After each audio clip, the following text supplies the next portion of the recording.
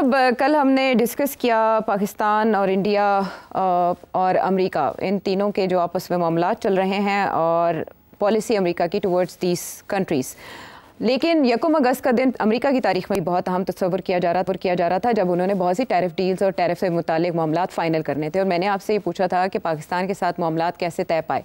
तफसीलात तब तक सामने नहीं आई थी कि टैरिफ कितने % पाकिस्तान पर लागू हुआ है, लेकिन अच्छी खबर यह है जो फाइनेंस मिनिस्ट्री ने हमें बताया है कि कामयाबी के साथ जो मुज़ाकरात थे वो मुकम्मल हुए और उसके बाद साउथ एशिया में पाकिस्तान सेकेंड लोएस्ट है अफगानिस्तान के बाद, जिस पर सबसे कम टैरिफ लागू किया गया है दीगर ममालिक की निस्बत। और अगर इंडिया को देखें हम अपने हमसाया पड़ोसी को, तो उस पर 25% टैरिफ लगाया गया, लेकिन पाकिस्तान पर जो पहले प्रपोज था 29% से 19% पे आ गए, यानी 10% कम। सो आप इसे एक बड़ी अचीवमेंट समझते हैं? इस टैरिफ के साथ जो अमेरिकी मंडियां हैं उन तक पाकिस्तानी प्राइवेट सेक्टर की रसाई से क्या फ़र्क पड़ेगा पाकिस्तानी मईशत पर, डॉलर की कीमत पर, इसके अलावा पाकिस्तान की GDP and overall Pakistani economy पर इसके क्या असरात होंगे? इतने सारे सवाल पूछ लिए आपने, एक एक करके पूछते तो फिर मैं जवाब भी देता। चले फिर मैं पहले एक एक करके खुद ही जवाब दे देता हूँ जी। पहला सवाल ये है कि क्या ये बहुत बड़ा तीर मारा पाकिस्तान ने कि नहीं। मैं नहीं समझता कि बहुत बड़ा तीर मारा। कल के प्रोग्राम में मैंने आपसे कहा था कि इस वक्त समझ नहीं आ रही कि 19% होगा या 15% होगा, और मैंने आपसे कहा था कि अगर 15% होता है तो फिर कुछ फर्क पड़ सकता है, हमारे फायदे की बात जी। और अगर 19% होता है तो मैं नहीं समझता कि कोई खास फर्क पड़ेगा। अब मैं आपको एक्सप्लेन करता हूँ क्यों। जहां हमारी ज्यादातर कंपटीशन है इन एक्सपोर्ट्स, क्योंकि हमारी टोटल एक्सपोर्ट के कोई 70 से 80% जो है वो टेक्सटाइल प्रोडक्ट्स हैं टू द यूनाइटेड स्टेट्स, और सबसे ज्यादा कंपटीशन हमें आती है from India, Malaysia, Vietnam, Cambodia, इस किस्म के मुल्कों से हमें आती है जी। तो अब सवाए इंडिया के बाकी जो सब हैं, बांग्लादेश, वियतनाम, ये जो सारे मुल्क हैं, यहाँ हमारा 19 है, उनका 20 है। तो ये 19-20 वाली बात है, इससे कोई खास फर्क नहीं पड़ा जी। जहाँ इंडिया की बात है, इंडिया अभी तो बहुत हिल गया है, इस पर कोई शक नहीं है, मगर इंडिया अभी रीनेगोशिएट करेगा। ये मेरा मौक़िफ़ है, ये आखिरी बात नहीं है इंडिया की। इंडिया तैयारी कर रहा है वापस जाने की, और इंडिया जाके रीनेगोशिएट करके, मैं पेशन गोई ये करता हूँ कि इंडिया आ जाएगा सही जगह पे, और इंडिया कोई ना कोई और कंसेशंस अमेरिका को दे देगा। सो इसलिए मैं समझता हूँ कि पहली बात तो ये है कि ये कोई इतनी बड़ी तीर नहीं हमने मारा। We are in the same category as everybody else. अच्छा। मगर इससे ज्यादा कि अगर चले हमें कुछ ना कुछ फायदा फिर भी शायद लोग कहते हैं हो जाएगा। अब वो कैसे होगा मुझे नहीं समझ आ रही कैसे होगा। अगर तो चाइना के ऊपर और इंडिया के ऊपर इस वक्त जो पाबंदियां लगाई गई हैं ये रह गई, तो फिर तो थोड़ा बहुत फायदा हो सकता है हमें। मगर फिर ये सवाल आएगा कि क्या हम उस फायदे का, वो जो फायदा है वो क्या होगा और उसका कैसे एडवांटेज लिया जाएगा। अभी सूरत हाल ये है कि हमारे जो कॉस्ट ऑफ प्रोडक्शन है वो बहुत हाई है compare to some of the other countries. मैं आपको एक छोटी सी कुछ फिगर्स सुनाता हूँ जी। ये मैंने नोट किए हुए। इस वक्त हमारे यहाँ बिजली जो है वो कोई 13 से 15 cents per kilowatt hour industry को मिलती है। इंडिया में 6 से 9 cents per kilowatt hour, Bangladesh में 9 पर किलोवाट आवर, वियतनाम में 8 और चाइना में 4 से 9। Significantly less energy cost. इसी तरीके के साथ गैस के जो टैरिफ्स है हमारे यहाँ 15.5 सेंट्स के करीब है MMBTU। इंडिया में 7 सेंट से कम है, बांग्लादेश में 9 सेंट से कम है, वियतनाम में 7 से 9 सेंट, चाइना में 3 सेंट।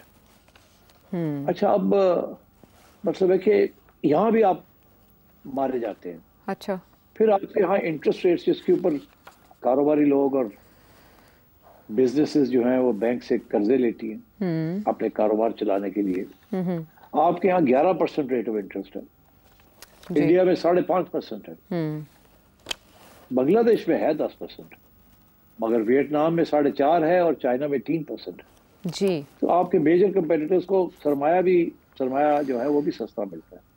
ठीक। तो इसलिए मैं ये समझता हूँ कि बांग्लादेश में 20%, वियतनाम में 20%, चाइना में ज़्यादा है, इंडिया में ज़्यादा है। तो आपके जो अनलेस इंडिया और चाइना के अगर ये कम हो गए तो फिर आपको कोई खास फायदा नहीं मिलेगा। अगर ये कम ना हुए तो फिर आपको फायदा मिल सकता है, क्योंकि बहुत से लोग जो हैं वो शिफ्ट करेंगे production sources from China and India to Pakistan and perhaps also to Bangladesh and other places.